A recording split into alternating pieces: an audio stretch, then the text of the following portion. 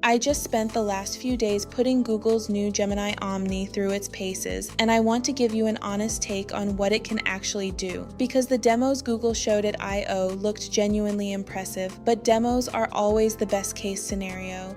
So let me break down what this model is, what it does well, where it falls short, and whether it's actually worth your attention right now. So first, what even is Gemini Omni? It's Google's new AI model built specifically for video shakbai, but the thing that makes it different from most video models is that it's fully multimodal. That means it doesn't just take a text prompt. You can feed it a video, an image, audio, or any combination of those things at once, and it will generate or edit video from all of that input together. That's the core idea. And on paper, that's a genuinely interesting capability.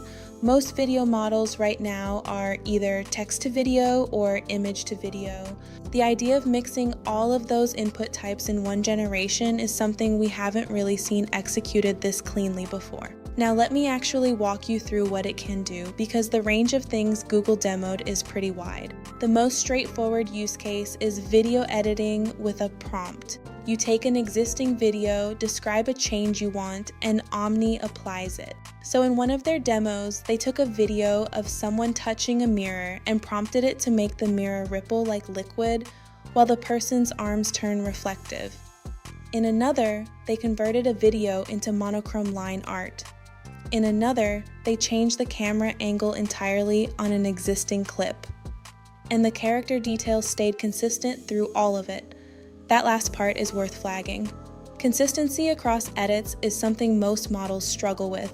The fact that it's holding details through multiple iterations of the same clip is a real strength here. They also showed some more advanced input combinations. One demo used a video of a fern plus a reference image of fireflies plus an audio clip of harp sounds, and prompted Omni to sync the harp audio to the moment a leaf was touched. That's 3 different types of input working together in one generation. And from what they showed, it handled it. The synchronization between the audio and the visual moment was tight. Another thing I genuinely did not expect to be this good is the educational content. They showed Gemini Omni generating a claymation-style explainer of protein folding, and most of the scientific details in it were accurate. They also showed it handling something tricky, generating each letter of the alphabet next to an object that starts with that letter, and it got through the whole thing correctly. That kind of structured, accurate generation is harder than it looks for video models. Now here's where I want to be honest with you, because this is a review and not a highlight reel. Gemini Omni is impressive, but it's not the best thing out there right now for every use case. We already have multimodal video models that can do similar things. Kling and Seedance 2.0 are the obvious comparisons, and from my own initial testing, Gemini Omni doesn't yet match Seedance 2.0 when it comes to anatomy accuracy and high action scenes. Fast movement, physical contact, fight sequences, those are areas where Seedance still has an edge. That could change as Google refines the model, but right now, that gap exists and it's noticeable. So if you're coming into Gemini Omni expecting it to replace everything you're already using, that's probably not the right expectation yet.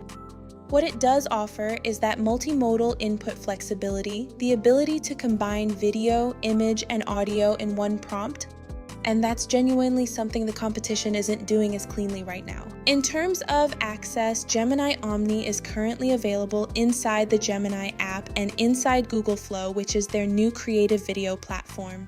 Right now it's for pro users and above, so you'll need a subscription to get hands-on with it.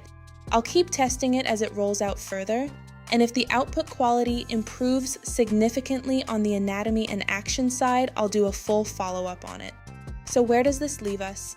Gemini Omni is a real step forward for multimodal video generation. The editing capabilities are strong, the consistency across iterations is better than I expected, and the range of input types it can handle is genuinely unique. But Seedance 2.0 is still the stronger model for character-driven, high-motion content right now. Gemini Omni is more valuable for editing, educational content, and creative remixing of existing footage, and it does those things well. If you're already in the Google ecosystem and you have a Pro subscription, it's absolutely worth experimenting with. But if you're choosing between tools purely based on output quality for character video right now, Seedance is still the one to beat. I'll leave links to both in the description so you can compare for yourself. Let me know in the comments what you're using for video generation right now. I'm curious what's actually working for people. Thanks for watching, and I'll see you in the next one.